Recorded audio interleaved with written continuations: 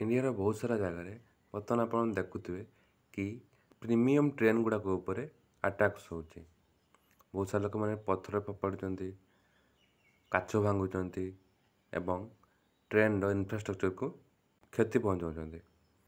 तो यह पचर कारण कौन एवं यह इंडियन रेलवे को किपर भाव प्रभावित कर।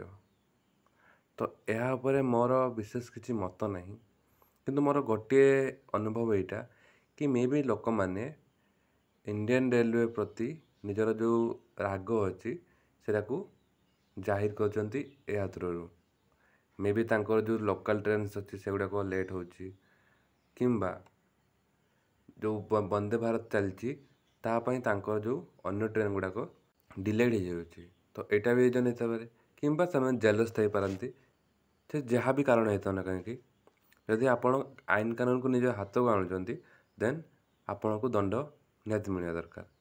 तो निश्चित भाव आपणकर मतामत कमेंट रे जनइबे।